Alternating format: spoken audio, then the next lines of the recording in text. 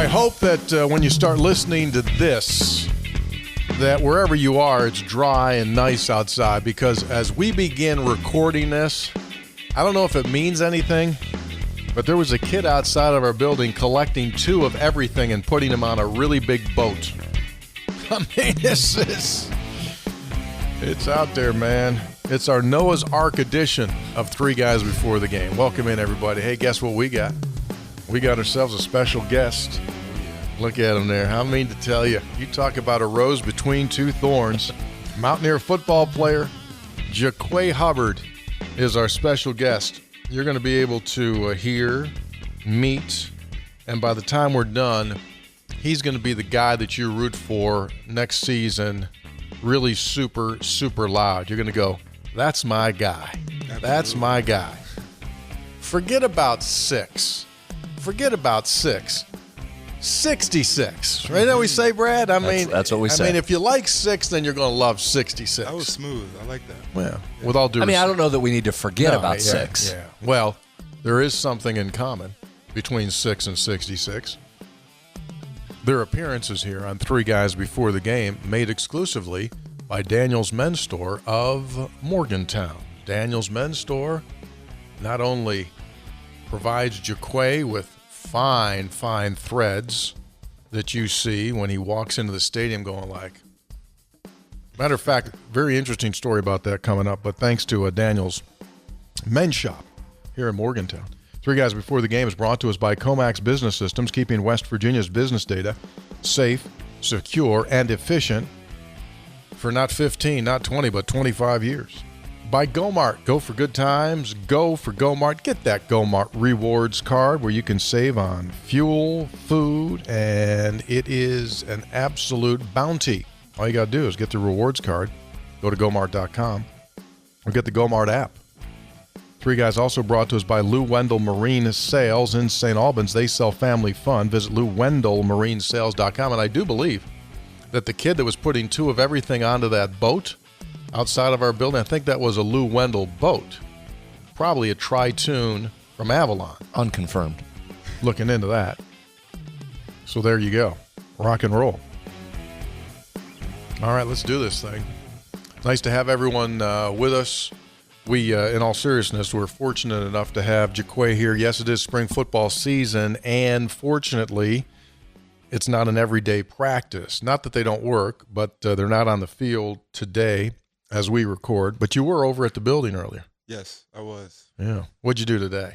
Today we had some meetings. We had some workouts, some walkthroughs to correct some mistakes that we made throughout practice yesterday. Just a little bit of fine-tuning before we hit the field tomorrow. Okay, good deal.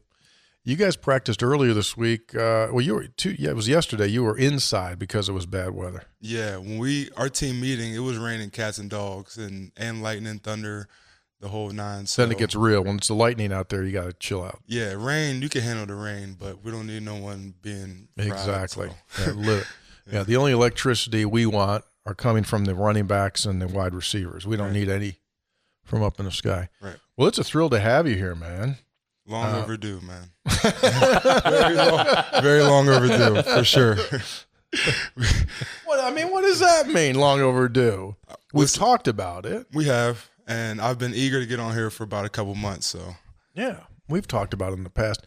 So for those that don't know, this is your last go-around, man. This season will be your last go-around. You're currently working on your master's degree out of the business school. Is it your MBA? No, sir. Sports management. Sports management, yep. But you go through the business school. Yep. You're a member of the Chamber's elite group. We'll talk about that. And you've had a really super interesting career. You come from Hermitage, Pennsylvania, which isn't far from the Ohio border. Correct. So, like, you're closer to Youngstown than you are Pittsburgh. Yeah, I'm like 20 minutes from Youngstown and a solid hour from Pittsburgh. Okay. Yeah. But so you're relatively close to home. Yeah, about 2 hours, hour 45. I really do it. Yeah. So you want to do this chronologically? You want to do them chronologically? Let's at least start that way. As you know, we'll go off the board probably, but let's start chronologically. As you know, you watch, right? I mean, you watch, so you know. Big fan. We'll go a bunch of different. Did you talk to Green at all about coming on? Like, did you get any pointers from him? Yeah, I talked to him today during our workout. I said, man, what should I expect? I saw you on there with your mustache looking all good. Like, what should I expect? He said, listen, the guys will have fun. Just do what you do. And so far, he was right. Yeah, I mean, that's good scouting report. Yeah, very good scouting report. Okay, so let's just start off from the beginning. Have you always been big?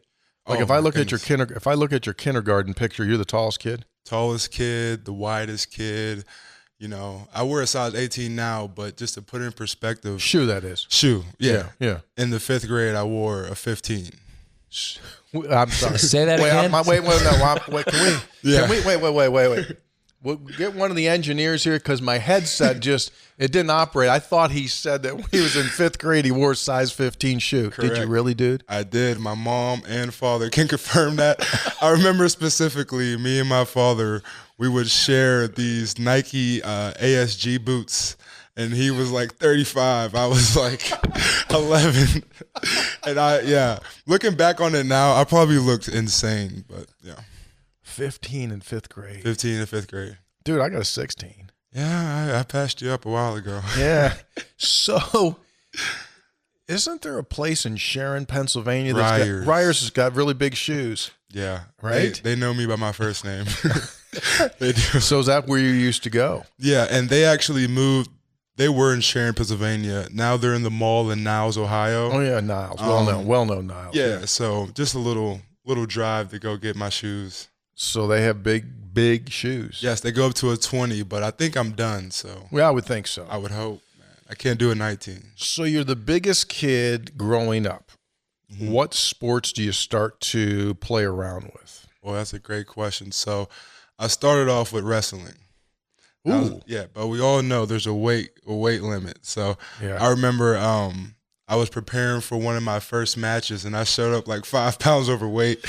And the coach made me run around in a garbage bag. Wrestling guy. Garbage bag. He's Wrestling. Oh, man. By the time we got to the match, I was so dehydrated and weak. I got whooped. I said, Mom, I want to play basketball. They don't make me weigh in every day. So that was the wrestling curve was done. You said enough of that. Yeah, they made me do somersaults for like an hour. I was like, that's not. Done. That's not me. Yeah. Wrestling, here, I've got unbelievable respect for wrestlers. I think it's the single toughest, hardest sport. Wouldn't you agree? I agree. Like, if I become a football coach, I'm looking for linemen that wrestled or play basketball. Zach Frazier. Yeah. Zach Frazier. Yeah, right? Sure. I mean, those guys are just in a different world. Mm-hmm. I've seen them win a match and run off the mat and go jump onto a bicycle because they didn't think they got their heart rate up enough. Man. I mean, it's a different level. Way different. Yeah. So you tell Mom, I'm out with the wrestling. Out with the wrestling. And so how big are you in basketball? Basketball is my first love. Okay. So that's where I'm able to move at 320 pounds because, I was used to switching off and guarding the point guard. So 1 through 5, you'd switch. I'm switching. Switch it all with Jaquay on the floor. I'm switching, baby. Switch 1 through 5. No hedging screens, just straight switch that thing. On ball switch. I'm switching everything. Under, over, it doesn't matter. You go through. He probably went through. Yeah, well, a lot of people screening you. A lot of people would try to ISO me, and they would try to obviously put their fast guy on me, but I was long and I could move laterally, so I gave him hell a little bit. So here's a guess, and we haven't talked about this, believe it or not. Did you play AAU or pick these spring tournaments? Would you go around a little bit? Did you ever have to bring your birth certificate to any of those tournaments because they thought you were playing older than you really were? Yeah, so I never played AAU. I would always try to get ready for football season within that time. But on the birth certificate note, my mother would have to take it to the Chinese buffets around town because they would think we were trying to get over on them for a deal on the lunch special. And I said, listen, I promise. You are 12 and under. I you do swear get it I'm 12. My mom, this is a true story. True story. I wish my mother, Terica Hubbard, was here to vouch. She would have her birth certificate out. Awesome. Because they think we were trying to get $7 off on the buffet. Sure. But, yeah, that's a true story, man. Oh, that's a great. Well, so Nick Malone, who's one of your guys on that offensive line, he used to have to bring his birth certificate when he played off-season basketball this time of the year because he was so big. I knew him when he was a little kid. Right. And he always had great feet, Nick. Nick always had great feet. Mm-hmm. Always had great feet. So how long did the basketball, did you play in high school? Yeah, I played all the way up I graduated playing. Oh, you played all the way through your senior year? All region. Now, senior year, I started to really, really focus more on football, obviously. Sometimes I kind of regret that maybe a little bit. You want to finish everything you start. But I remember, I missed a very important week because I had a showcase in Dallas for football. And we kind of went on a little slump within that week. And then, but, I loved basketball. I played until I graduated. And I wouldn't mind coaching one day, too. Big basketball. You like it that much? My father, I really got it from my father. He played at Youngstown State, YSU. Oh, he did? Yeah, when I was younger. How tall is your dad? How big's your dad? He's about 6'5". Was he He was like a power forward. Power forward. Yeah. Okay. So you're really good in football. Mm-hmm. You get D1 offers, and then you go to the University of Virginia, which tells us two things instantly. Obviously, you're a Power 5 player, and you're smart. Absolutely. So who else was sniffing on you? So my top 5 at the time was Mississippi State, that team up north, Syracuse, I'm going to say North Carolina, and Rutgers, I want to say. Did you do all 5 of those visits? No, I think I just put them in my top 5 to look cool on Twitter. As you do. That's okay. Yeah. That's good. Where'd Good you marketing. visit? I took an official to Mississippi State. Who was coaching then? Joe Moorhead. Oh, he was yeah. the offensive coordinator Yeah, at yeah. Penn State. He recruited me where I was from, and then he went down there, offered me. And then I took a visit to that team up north a few times, obviously because I was in their backyard. Mm-hmm. And then I visited Virginia, Penn State several times.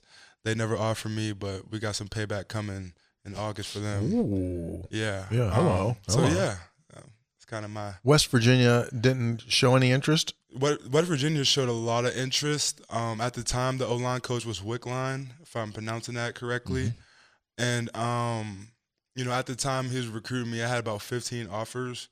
And he said he would only offer me if I came to camp in person. And not to sound like a diva or nothing, but I'm like, I see you guys offer kids in Florida, you don't even know their first name, but you want me to. So I didn't really, You didn't feel love. Yeah, I kind of never minded it.